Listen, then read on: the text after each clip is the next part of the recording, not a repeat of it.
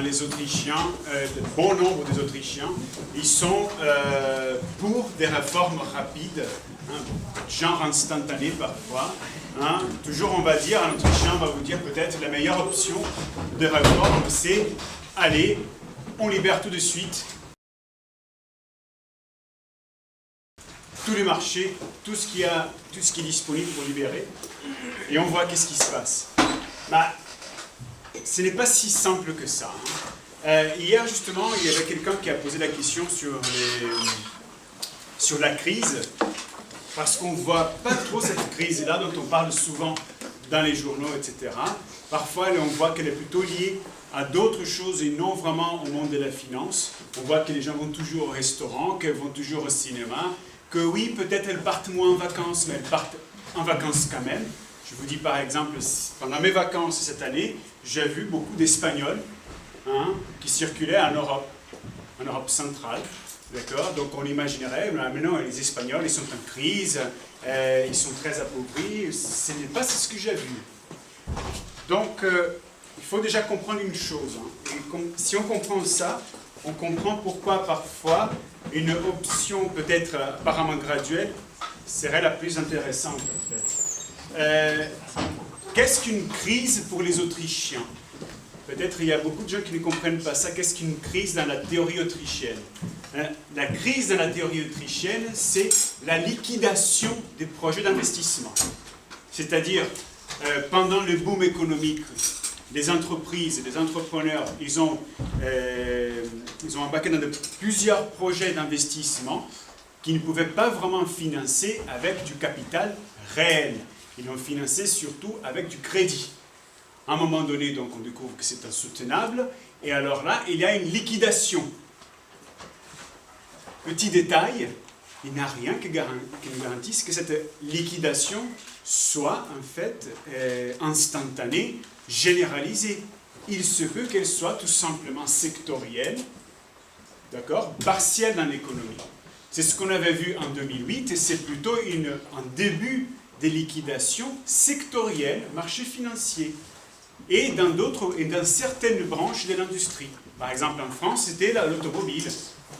Dans d'autres, en Espagne, c'était justement le tourisme en Espagne.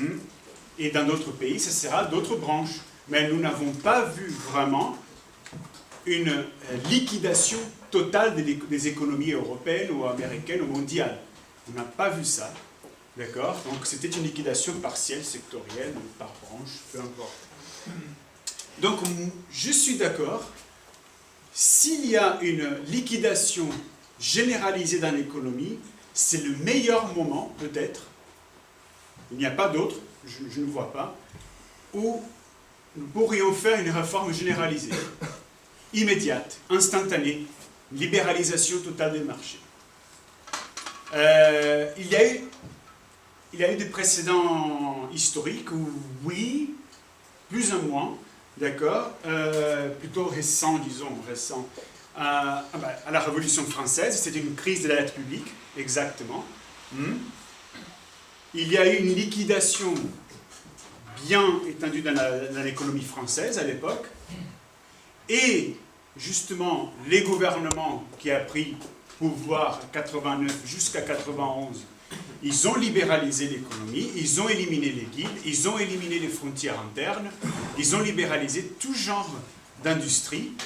Et ça marchait plutôt bien jusqu'à la famine de 91, que justement les ardeurs populaires demandent des maximums de prix pour le temps. Et par conséquent, certains producteurs demandent des maximums de prix pour les salaires. Et après, c'est une vague, une déferlante interventionniste qui entre, malgré les désirs des membres de l'Assemblée.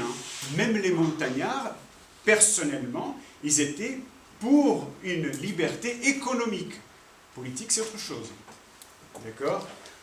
Donc, c'était raté parce que l'économie à l'époque dépendait énormément encore du climat, d'autres aléas en dehors de purs choix d'investissement.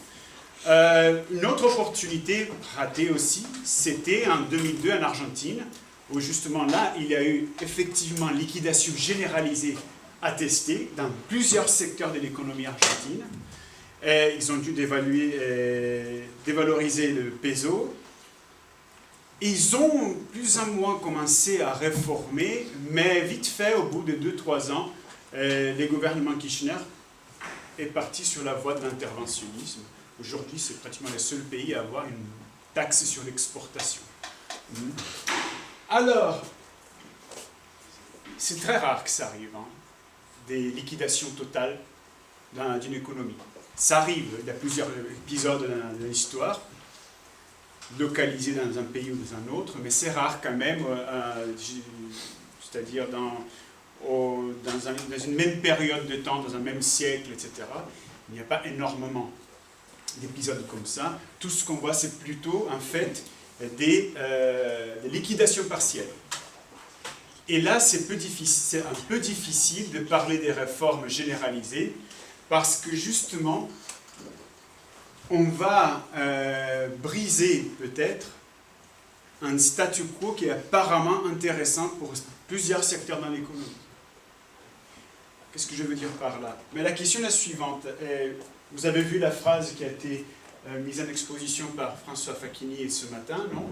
Où il parlait justement au Mises qui disait plus on va vers un chemin d'interventionnisme, etc., de mauvais investissements, plus grande et plus longue sera après l'ajustement, la liquidation. C'est vrai, justement, le problème, c'est que si nous ne sommes pas encore arrivés à la liquidation totale, on va forcer la liquidation totale, en fait. Évidemment, elle va arriver peut-être, mais elle n'arrive pas encore pour le moment. Donc, si on veut reformer complètement un système, il faut alors accélérer les processus de liquidation, parce qu'il y a beaucoup de désajustements dans l'économie, monétaire, financier, industriel. Et donc, ça représentera quoi?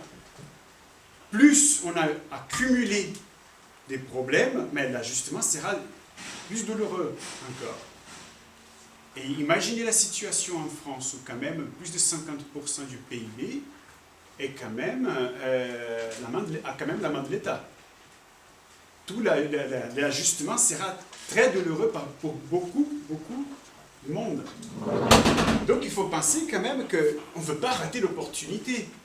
Ce n'est pas ça l'objectif. Si nous avons la possibilité de proposer des réformes, et l'intérêt c'est qu'il faut adopter alors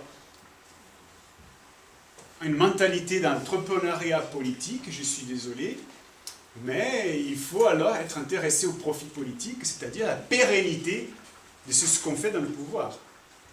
Parce que sinon ça ne sert à rien. Il faut admettre toute réforme, aujourd'hui, dans la société telle qu'elle, étant donné la mentalité, je préfère les termes idiocratie, hein, c'est plus correct quand même s'il n'est pas très utilisé. Hein. Aujourd'hui, étant donné la idiocratie française, même si on peut être plutôt... si on peut accepter un peu plus, disons, des réformes, il reste que l'État ait une place de choix. Et donc, toute réforme doit passer par ce biais. Et donc, là, on se pose la question politique, le profit politique, pérennité dans le pouvoir. Et donc, la question de la réforme du marché se pose. Mais quel marché doit-on réformer? Après, c'est la grande question qu'on se pose. C'est-à-dire, est-ce qu'il faut d'abord... Il y a 2 semaines, on m'a dit, non, il faut d'abord réformer le marché des biens. Parce que comme ça, on crée des débouchés, les gens voient qu'il y a de la croissance, on peut alors libéraliser le reste. Oui, on va voir ça. D'autres vont dire, non, on doit commencer par la monnaie. Parce que la monnaie, c'est un système qui ne va vraiment pas bien. Et donc, il faut commencer par là. Peut-être. Mon opinion personnelle, que j'essaie de la fonder sur des arguments économiques, non seulement économiques purs dans le sens de gestion de ressources, mais aussi d'autres arguments tangents à l'économie, donc par exemple public choice, etc., c'est que, en fait, le grand problème de toute réforme, c'est la population, c'est le fait qu'elle ait du pain. On voit que dans tous les essais des réformes, dès qu'il y avait un problème alimentaire pour la population, de sécurité institutionnelle, aucune réforme ne pouvait marcher. Il faut que les gens soient rassurés de cette sécurité, de cette richesse institutionnelle. Si les gens ont une perception d'une richesse institutionnelle qui est en train de disparaître, ils ne vont pas hésiter, c'est économiquement logique et rationnel, de se rebeller. Donc alors, moi je pense que peut-être, et de toute façon, toute réforme doit passer par le marché du travail forcément. D'abord, pourquoi? Regardons d'abord les profils du chômage en France. Alors, taux de chômage est initié en 2013, donc en fait c'est le taux de chômage par rapport à 2012. Ce sont les chiffres lancés en 2013. En France, c'est 10,4%, plus élevé au Languedoc-Roussillon, 14,5%, et les plus bas en Bretagne, Île-de-France et Pays de la Loire, 9,1% de chômage. Alors, chômage de longue durée, c'est-à-dire du chômage de plus d'un an. En France, qu'est-ce qu'on voit? 41,5% des chômeurs en France sont un chômage de longue durée. C'est énorme. De ceux-là, les agriculteurs exploitants ont un chômage non significatif. Évidemment, ils s'emploient eux-mêmes. Et il y a d'autres raisons pour ça aussi. Plusieurs sont subventionnés, d'autres non, évidemment. Mais ce qui aide aussi à qu'ils aient un taux très très bas. De toute façon, ils sont propriétaires de leur propre business. Après, nous avons artisans, commerçants et chefs d'entreprise. Étonnant, 45,3% de chômage entre eux. C'est la deuxième catégorie qui souffre du chômage de longue durée après les ouvriers. Les chômeurs n'ayant jamais travaillé. Les ouvriers viennent en troisième position, 42,7% d'entre eux sont au chômage de longue durée. Après, nous avons les employés, les professions intermédiaires et les cadres et intellectuels supérieurs, avec 40%. Donc on voit que la population française, autour de 40%, comme on voit, 41,5%, sont au chômage de longue durée. Et on voit, chiffre étonnant, surtout artisans, commerçants, chefs d'entreprise, 45%. On pourrait s'attendre quand même aux chômeurs n'ayant jamais travaillé parce qu'ils manquent d'expérience. Peut-être qu'ils sont trop jeunes, ils n'ont pas encore de diplôme, nous ne le savons pas. D'accord? Les ouvriers, on s'attend pareil parce qu'ils ont moins de formation, donc ils sont plus vulnérables aux aléas économiques. Mais là, artisans, commerçants, chefs d'entreprise, c'est révélateur, on va voir. Circonstances de la perte d'emploi en France. Emploi inconstant, c'est-à-dire ceux qui font un mois d'emploi, tout au plus, après intercaler un peu une petite période de chômage, après 5 semaines, quelque chose comme ça, ils sont 6%, 6,2%. Fin d'emploi à durée limitée, c'est-à-dire fin d'un CDD, 44,1%. Après la démission, 8,7%. Rupture de contrat pour maladie invalidité, c'est marginal, 3,6%. Licenciement, 24,2%. Autres circonstances, 10,4%. Et inconnu, marginal, 2,2%. Donc on voit que la plupart des travailleurs français tombent dans le chômage après une période en CDD. Cela n'est ni mauvais ni bon, c'est-à-dire, ça dépend. Parce que si on arrive, si c'est vrai, ok, on tombe dans le chômage après un CDD, mais si on arrive à enchaîner un autre vite, on arrive toujours à le faire, il n'y a pas de problème. Je vous rappelle, les entrepreneurs, ils travaillent avec des CDD quotidiens. Ça s'appelle des ventes. Ils n'ont aucun contrat pour eux. Et c'est pas pour ça qu'ils sont en situation précaire. D'accord? Ou alors, évidemment, ça peut être un mauvais signal, le chômage dû à des CDD, c'est-à-dire qu'il y a un manque de confiance dans l'économie, donc on offre des contrats moins sûrs, des plus courtes durées, parce qu'on veut garder une certaine flexibilité par rapport à la main-d'œuvre. Qu'est-ce qu'un sera? On va le voir. Et voilà le chômage et formation initiale, donc c'est-à-dire ceux qui restent au chômage sortis d'une formation initiale. Donc, vous avez des catégories socio-professionnelles, catégories des diplômes, et alors, combien restent au chômage après avoir fini leur formation initiale? Quelque chose de très intéressant, c'est ça en fait. Ceux qui ont juste le bac, d'accord, ils sont moins au chômage en fait que les gens qui ont un CAP-BEP. Pourquoi j'aimerais bien souligner ça? Parce que ça montre vraiment un problème ici. Le bac ne vous professionnalise pas. Un CAP-BEP, oui.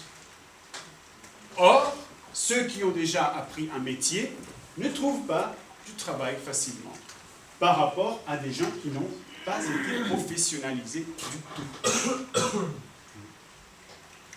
Ça peut révéler des choses très, très bonnes aussi, hein, c'est-à-dire c'est une économie plutôt dynamique vers des métiers exigeant une diplomation, des connaissances plus pointues, etc.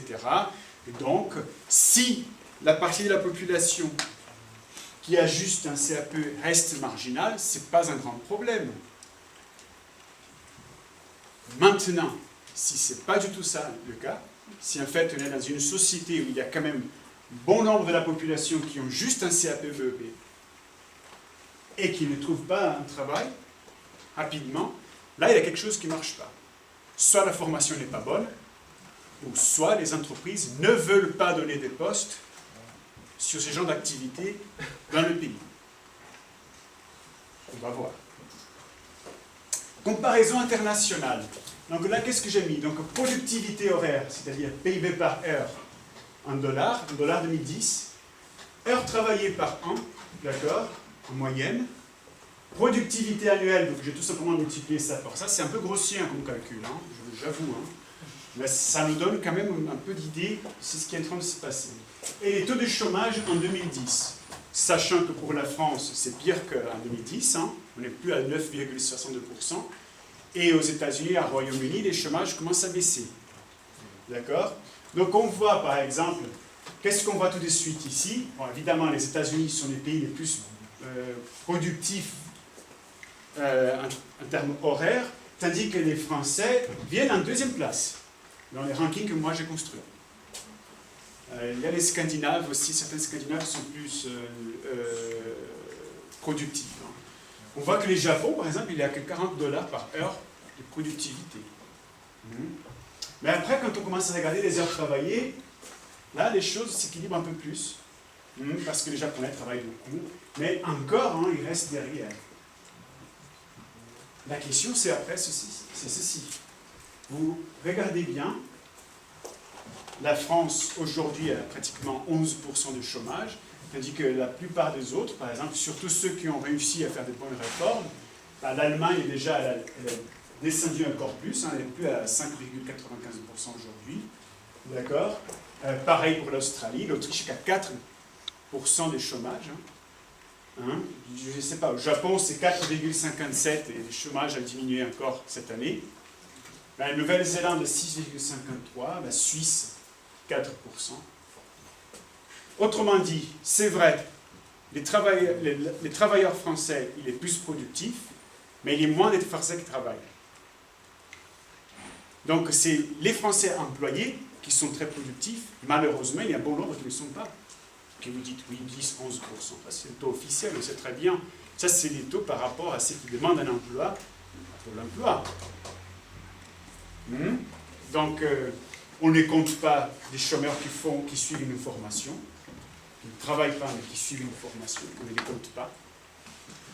Donc en plus, en Allemagne par exemple, c'est vrai, ils sont par heure moins productifs, ils travaillent même moins que les Français apparemment, mais il y a beaucoup plus d'Allemands qui travaillent. Et c'est une population de 80 millions d'habitants. Vous vous rendez compte de la différence quand même. Va savoir quelle est la productivité totale du pays.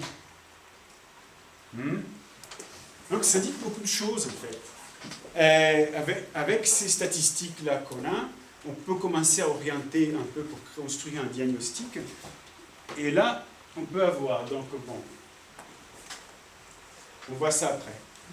Qu'est-ce qu'on a en France en fait? Cotisation sociale élevée et dégressive, c'est-à-dire les bas salaires proportionnellement payent beaucoup plus les cotisations que les hauts salaires.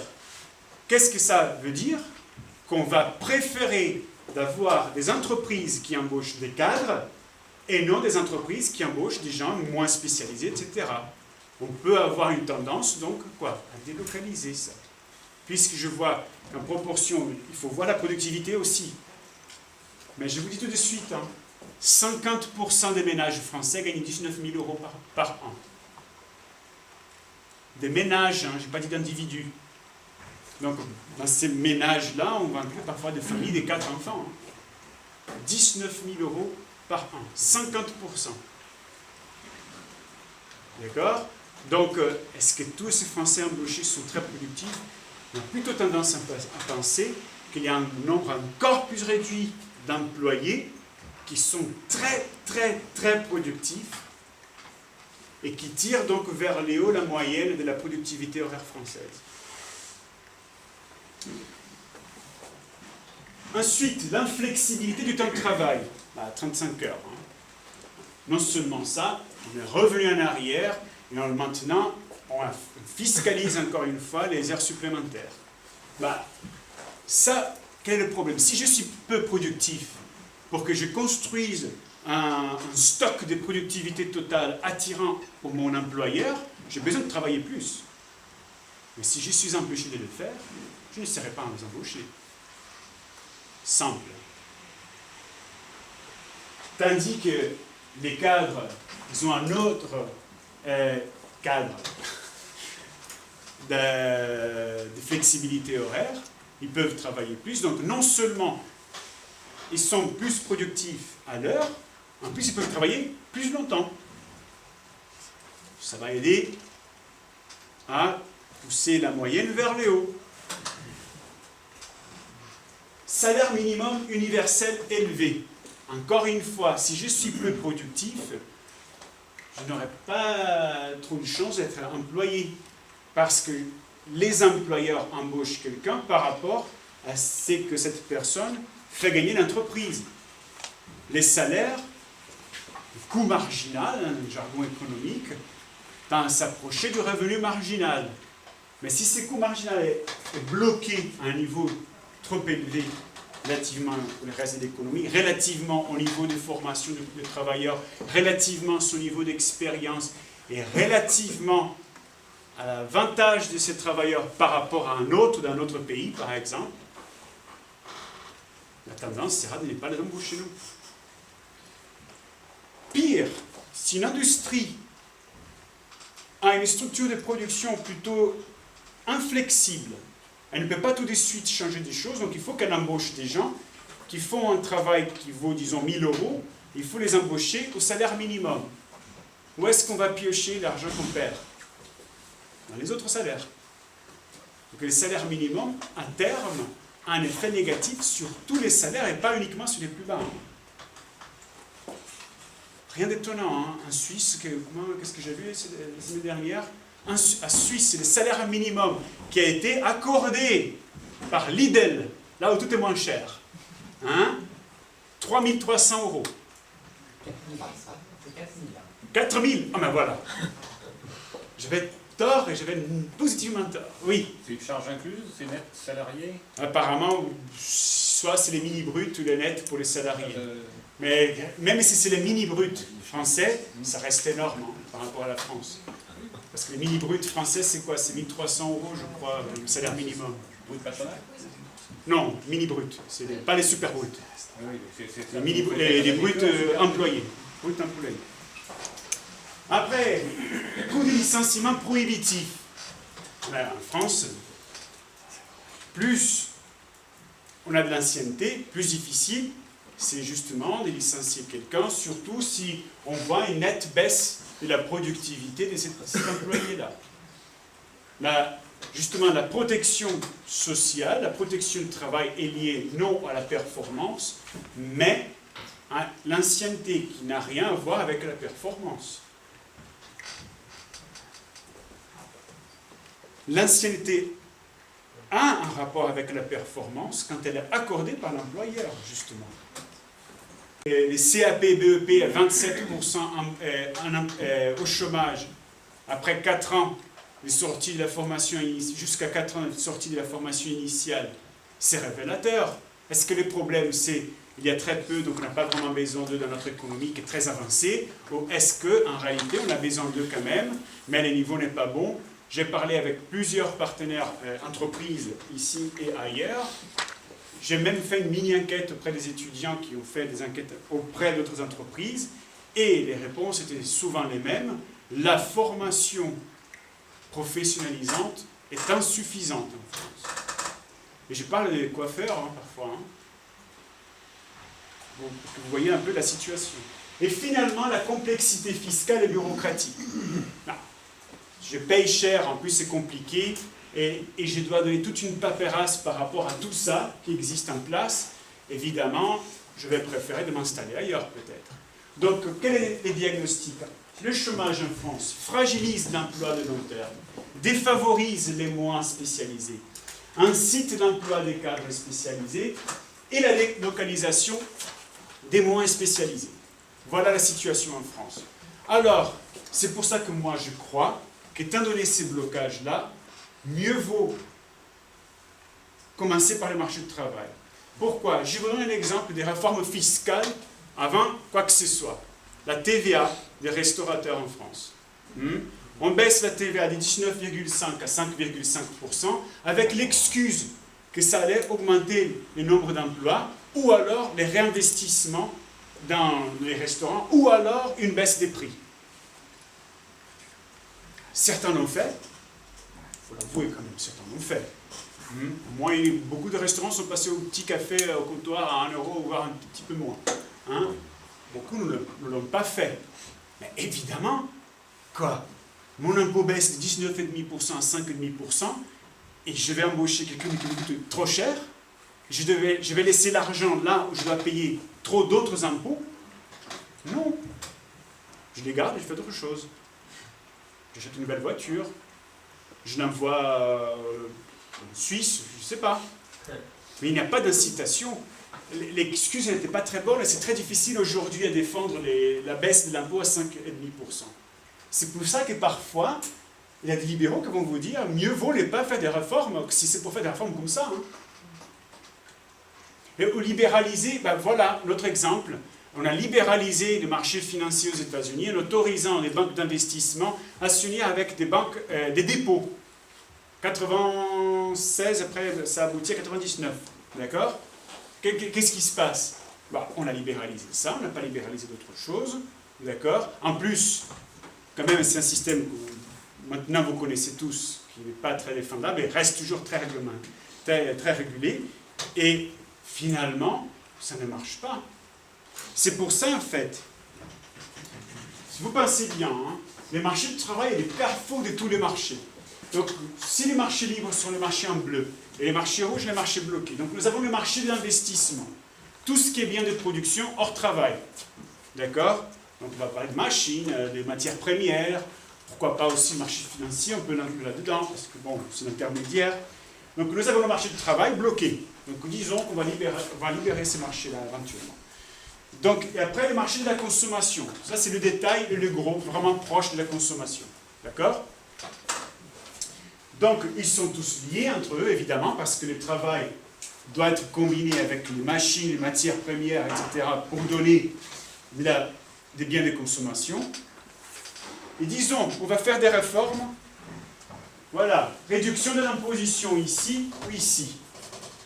Pareil de l'autre côté, une simplification normative, c'est-à-dire on libéralise les marchés. Par exemple, maintenant, vous n'avez pas besoin d'avoir un diplôme boulanger, etc., pour être artisan boulanger. Peu importe, si vous savez faire du pain, allez, ouvrez votre business, pas de problème. Vous n'avez pas besoin d'avoir un CAP coiffeur pour être coiffeur. Écoutez, pendant 20 ans, je me suis coupé les cheveux avec des gens non formés. Mes oreilles sont toujours là. D'accord? Donc, dans certains métiers, vous n'avez pas... Évidemment, dans d'autres métiers, les diplômes, c'est la garantie, non, d'une expertise. Mais il y a trop de métiers dont cette expertise-là reste quand même à débattre à cause d'un diplôme. Oui, c'est vrai, si on reforme le marché de l'investissement, il y aura un feedback positif. Ben oui, parce que justement, si ces marchés-là est libéré, il y aura plus d'investissements, etc., qui vont alors demander plus de travail.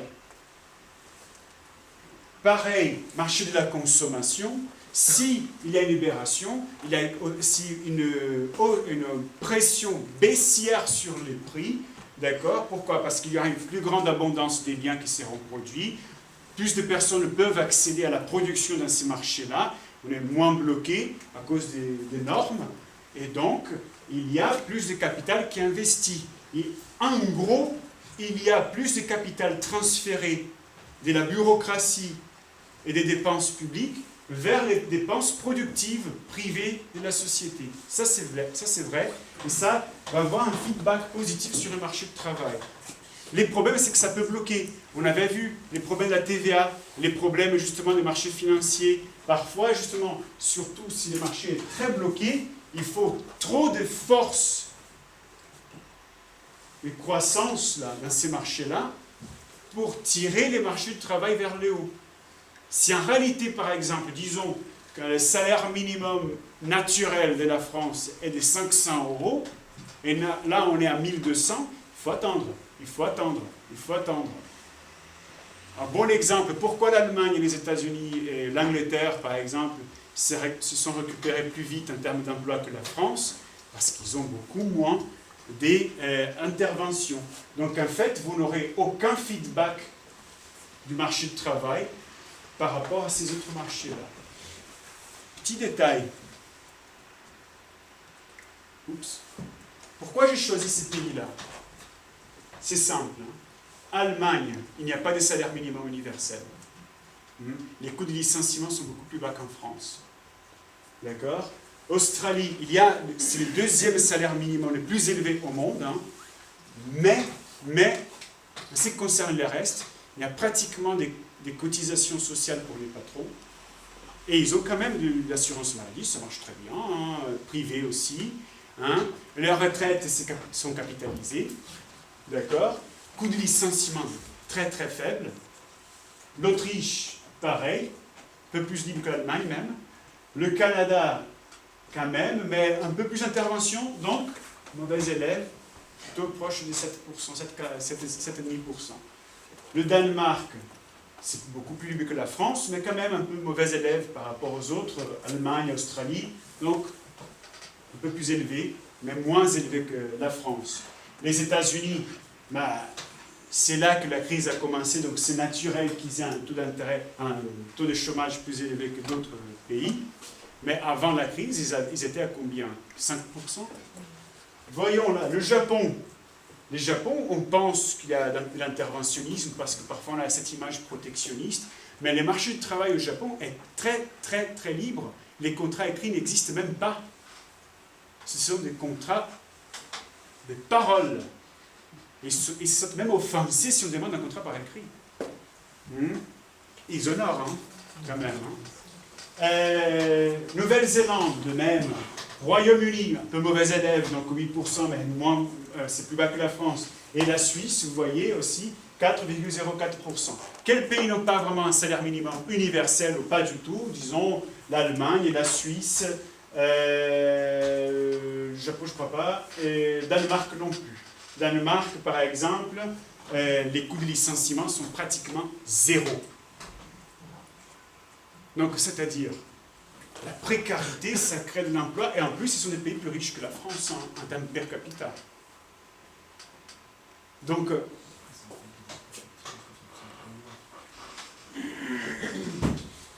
réforme normative, donc, il y a un déblocage, c'est-à-dire, c'est vrai, une ouverture de nouveaux débouchés aux entreprises, transfert de capital de la bureaucratie à la production, c'est vrai, hein. Hausse de la demande pour travailleurs, c'est vrai, favorisation de travail moins spécialisé, ah oui, justement, si on a un déblocage de diplômes, etc., ils seront favorisés, les moins spécialisés, mais ça reste blocage, salaire minimum favorise, favorisation mitigée du travail moins spécialisé, parce que ça reste trop cher, l'inflexibilité horaire aussi provoque une expansion mitigée de la demande pour travailleurs. Ce n'est pas parce que c'est libéralisé que je vais embaucher des gens qui ne peuvent pas travailler beaucoup, parce que c'est interdit, même s'ils veulent, hein, travail médical, travail nocturne. Ça vous dit quelque chose? Coût de licenciement, expansion mitigée de la demande pour travailleurs. Pareil, c'est trop cher, artificiellement. Même chose pour les réformes fiscales, transfert du capital de la bureaucratie à la production et à la consommation. Même histoire, aussi généralisée à la demande pour travailleurs. Quel est le blocage maintenant? Salaire minimum, toujours, ce n'est pas une réforme fiscale, le salaire minimum. Inflexibilité horaire, pareil, les mêmes problèmes toujours. Et coût du licenciement, expansion mitigée des demandes pour travailleurs. Donc, pourquoi alors réformer les marchés de travail?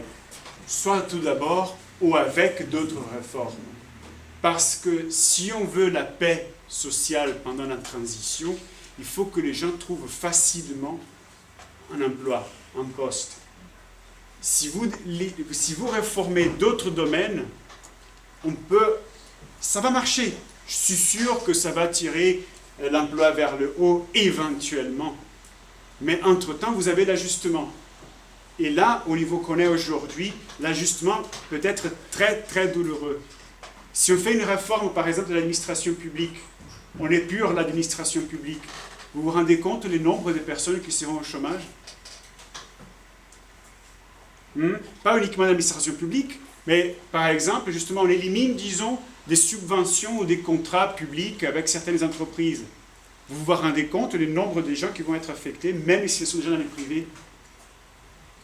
Et si ces gens-là ne trouvent pas des débouchés vite, vous savez tout de suite qu'est-ce qui va se passer. Et elles vont penser quoi? Ah ben oui, on a fait la réforme pour les riches, on a fait la réforme pour les patrons, etc. Mais c'est vrai, on n'a pas fait la réforme pour eux. Apparemment, c'est ça ce que les gens ne voient pas, c'est que la protection ne les protège pas. Et il faut réformer. Malheureusement, ils ne se rendent pas compte que cette réforme-là implique une précarité apparente, mais c'est cette précarité apparente qui va les sauver. La flexibilité des horaires, les coûts de licenciement qui sont plus bas. Donc, alors, mes coûts d'embauche baissent parce que je n'ai plus besoin de chercher l'employé parfait pour ne pas courir des risques d'avoir à les licencier au bout de 3 ans parce qu'il n'est pas très productif. Je peux faire des essais, je teste, je peux former quelqu'un, je peux me permettre de former quelqu'un. Et franchement, il y a des gens qui aiment Lincoln. Moi, je suis indifférent. Mais si aujourd'hui, il était aux États-Unis ou en France, il ne serait pas avocat. Merci.